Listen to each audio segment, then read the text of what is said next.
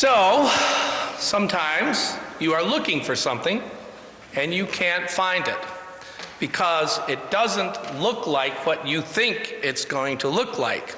So you're there in the pantry or on the shelves in your kitchen looking for something that you think is in a square blue box, but it's actually in a red bag, sitting right in front of you. It's right there, but you don't see it because it's not what you're looking for.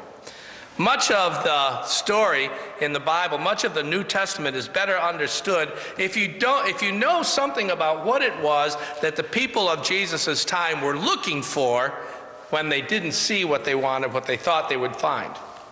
Many of the people of Jesus' time were looking for the Messiah, God's chosen one. The word means the one that God anointed, or the one that God chose. The Messiah was the person who was going to come and set them all free. And during Jesus' lifetime, the ancient nation of Israel, much of what we call Israel today, was nothing more than just a small, unimportant province in the great Roman Empire. People of Israel and Judah had not been free for centuries. Before the Romans, they were ruled by the Greeks. Before the Greeks, they were ruled by the Persians. Before the Persians, they were ruled by the Babylonians. Before the Babylonians, they were ruled by the Assyrians. And before that, by the Egyptians. So their times of being a free nation had been really quite short over the centuries. But there were books and there were writings that went way back in history that they wrote, and in those books there were poems and images and stories about the rise of a great leader, a superhero, someone with the power of the great King David, the faith of Elijah, the desert preacher, the vision of the great teacher Isaiah, a superhero who would come and make them a national power once again. And this person would be called the chosen one, the anointed one, the Messiah, or in Greek, the Christ. In the language of the ancient Hebrews, it was Messiah. And most of the time, when people pictured this Messiah, this chosen one, they saw someone with a sword in his hand. And that's who they were waiting for. But if you wait long enough, you forget that you are waiting and just go on about your business. Suppose you had been told that there was going to be a visitor coming to your house, someone you wanted to see, and someone you were glad to have come, but you didn't know exactly when they would come. So you got up in the morning and you got ready and you opened up the curtains and you looked out to see, are they coming? And you waited and watched for a little while, and maybe eventually it became breakfast time, so you took your bowl of Cheerios over to the window and you ate at the window, watching to see if this person would come, but they didn't come yet. So as the day goes on, you keep going back to that window, but how many of you are going to stand at that window and watch all day? Nobody, right? You're going to go about your things that you're going to do in your daily life, and eventually from time to time, you'll go back, you'll look out the window to see if anybody's coming, but you're not going to spend all day watching. And that is exactly what it was like for the people of Jesus' time. That was what it was like for Simon Peter himself. Not that Simon Peter, that Simon Peter. He has been waiting all of his life to welcome and serve the Messiah, just like his parents and his grandparents and his great-grandparents and his great-great-grandparents and further back than that. And if you said to Simon Peter, are you waiting and watching for the Messiah? He would have said, yes, I am. But mostly what he was doing was fishing. Mostly he was fishing, because that was his business. And he was fixing his boat and talking with his wife, and meeting his friends at the pub, because he is a fisherman, and going to worship, and reading what little he could, and fishing, and fixing his boat, and talking with his wife, and buying a new house, and fixing the roof on that new house, and fishing, and fixing his boat. That's what he was doing. So that was his daily life. He was waiting, he was watching, but he wasn't at the window all the time. Then this guy Jesus comes down from Nazareth, and Simon meets him, and Jesus isn't like anyone he's ever known. And Jesus is not carrying a sword.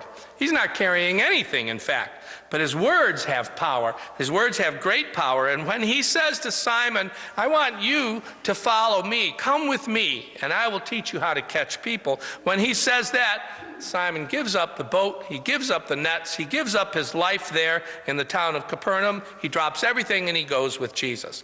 And he travels with Jesus for 3 years, and it changes his life. It changes him. Here's what happens. Simon sits and listens to Jesus talk. And he asks Jesus questions. And he gets surprising answers. And Jesus does not talk about victory and war. He talks about forgiveness and love. And Jesus does not talk about how much we all hate the Romans or those traitorous Samaritans. He talks about unity and kindness. And he does not preach about a path to get rich or powerful, but he preaches about a path of service and compassion. And Simon sees Jesus do amazing things. He sees Jesus reach out and touch and heal people with hideous diseases. He sees Jesus heal a Roman soldier of all people. He sees Jesus heal a disabled man by, first of all, forgiving him of his sins. He watches as Jesus welcomes and touches a woman as if she were his equal. Many women, in fact. Mary Magdalene, who was crazy and sinful, becomes a close companion of theirs. Simon goes with Jesus to this other guy's house. His name is Levi. He's a tax collector for the Romans, a real sinner, and he becomes a follower as well, changes his name to Matthew. He listens to Jesus talk about future events, and they don't include freedom for Israel, but terrible trouble for the nation. He doesn't see Jesus make even one step towards collecting up an army. He does, however, see things almost impossible to believe. There was a time when Jesus seemed to be able to somehow feed a crowd of 5,000 people with just a few bits of food. Simon can't figure out where the food comes from, but there was plenty. And once out on a boat in Lake Galilee, Jesus even seems to be walking on the water. No, wait, he actually was. Well, how could this have happened? And all of this time, while amazing things were happening, there were other things that never happened. There were no armies. There were no swords. There was no denunciation of the foreigners or blame for the poor for being poor. There was no denunciation of the Romans or the Greeks or anyone. There was no one getting rich either. None of these things happened. No arms, no forts, no walls, not even a permanent home to live in. No wealth, no treasury, no embezzling, no income, but the charity of the people that heard what Jesus had to say. And then one day, after all of this has been going on, we're not exactly sure for how long, but for a couple of years it seems, after all of this, Jesus finally sits down with his closest followers and says to them, "Who do you think I am?" Then they voice the answers to their questions that they had all been debating themselves. They had all known Jesus was the most remarkable person they'd ever seen, and they were all saying what they were thinking, that Jesus is some sort of reincarnation of one of the great people from the past. And that's when the lights go on. All of a sudden, he understands. All of a sudden, Simon gets it. The lights go on, he figures it out, all of a sudden he realizes it, and he says it. He says, "Well, you're the Christ. You're the Messiah. You're the anointed one. You are the one that we've been waiting for all this time." Simon gets it. He finally sees. We probably can't quite catch a sense of this because most of us have been talking about hearing Jesus for years and years. It's hard for us to feel the sense of wonder that Simon felt when he had this moment. But for Simon, it changed his life. And Jesus responds to it by saying to Simon, "Your name now is going to be Peter," which means rock. In other words, Jesus is saying, you are now going to stop being called Simon, and we're going to call you Rocky. Peter, Rocky, the one who will be the foundation for the community, the one even Satan can't defeat, because Simon Peter got it. Jesus of Nazareth is Jesus Christ, God's chosen one, the one we've all been waiting for, the one who was promised. And you might sit out there and you might say, "Well, so what?" Go ahead, say it. Now say it real loud if that's what you were thinking. I hear you, okay. And you might have a point. Even if Jesus of Nazareth is the one that was promised, so what? It's 2,000 years later. So what? The only way it would matter is if the power of Jesus has somehow carried on through all of the years so that it still touches people and still affects people and still changes people, still transforms everything. And I see that it does. I know the grace and truth of the chosen Messiah made a powerful change in me, is making a powerful change in me, and I'm grateful for it. And here's what else goes on in our world today. All kinds of problems, trouble. Aleppo, we hear the stories coming out of there, the refugees that are getting here. We see the conflicts in our own nation, people in the streets marching and other people marching in the other direction. We see thousands die. We see terrorism. We see someone travel from Alaska to Florida only to pull a gun out of a suitcase and start killing people that he didn't even know. All around the world there are people who want to have power over other people. And that includes us most of the time. And if people are looking for a Messiah in our world, most of them are looking for a Messiah with a sword in his hand.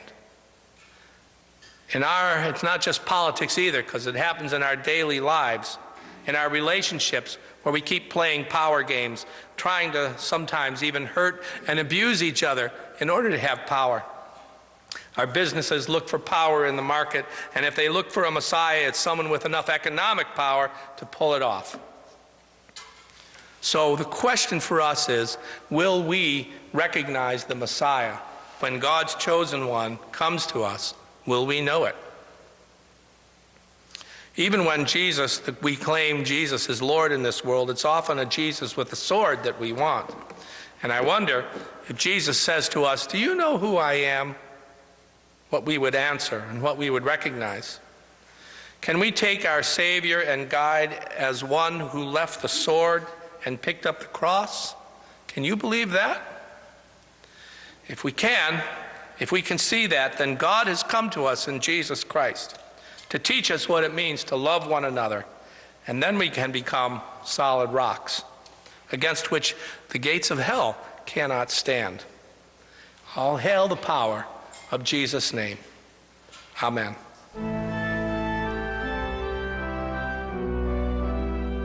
You've been listening to a sermon by Reverend Stephen Carnahan, pastor of High Street Congregational Church in Auburn, Maine. If you feel inspired by what you hear, we invite you to join us in person for worship services every Sunday morning, beginning at 10 o'clock. Of course, you can always listen to Steve's sermons on the web. New sermons are posted every Monday by midday. Please take a moment to explore this website for more information about our church, or visit our Facebook page at High Street Congregational Church, UCC. We hope that God's presence will be known to you every hour of every day, and that God's blessings will rest upon you now and always. See you next week.